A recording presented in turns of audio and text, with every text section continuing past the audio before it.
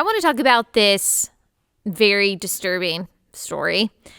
So a couple featured on a show called 9 Months with Courtney Cox have both transitioned and completely switched gender roles. So I know this is going to be super confusing if you're listening to this with your kids. Might not be like the best episode ever to do that. What I'm about to say is kind of confusing and pretty disturbing. So this story came up on Instagram, 9 Months with Courtney Cox, about this couple having a baby.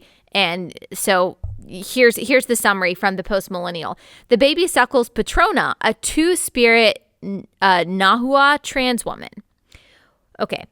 While what the Biden administration would call the birthing person, a Hanu, a two-spirit Kainai non-binary trans-masculine person looks on. Okay, they're trolling us. Okay, let me translate this for you. So, because I've already read and figured out this story for you. A two-spirit trans woman. This is a man, a biological man who identifies as a woman. Yes. And then a Hanu, the two-spirit Kainai non-binary trans-masculine person, is actually a woman. Okay, so this woman who identifies as a man had the baby vaginally. And then this man who identifies as a woman and identifies as the mother is actually the father of the baby. So in this clip that was going around on Instagram from 9 Months with Courtney Cox, the family can be seen snuggling in bed under a multicolored blanket shortly after the child's birth, which was gestated in a Hanu's body. A Hanu lies topless, postpartum belly exposed with mastectomy scars on her chest, a beard on her face, by the side of Patrona, who holds the child to their male chest. I'll say his male chest. And the woman who identifies as a man asks, are they getting any milk? The baby is not getting any milk. And so not only do they identify themselves as different genders than what their biology tells them, they also are refusing to gender their child.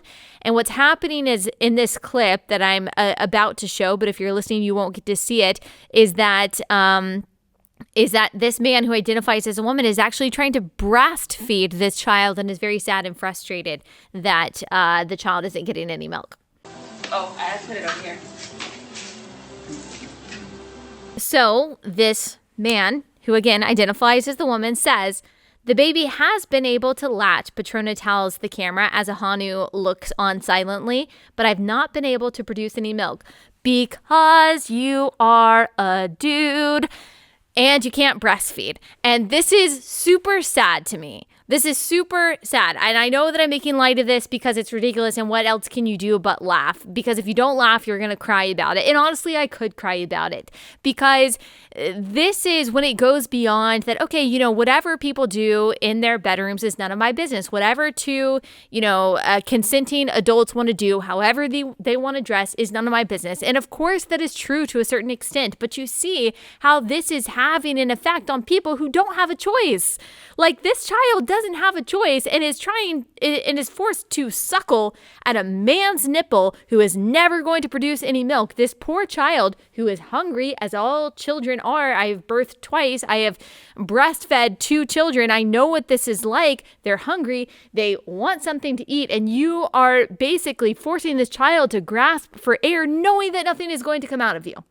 That is child abuse. And if we had any kind of sane system in our world, everyone would be outraged about this. But we are told that this is beautiful, that we should just accept that this is great, that we can't even talk about this child being a victim of a social experiment, which is exactly what either he or she is.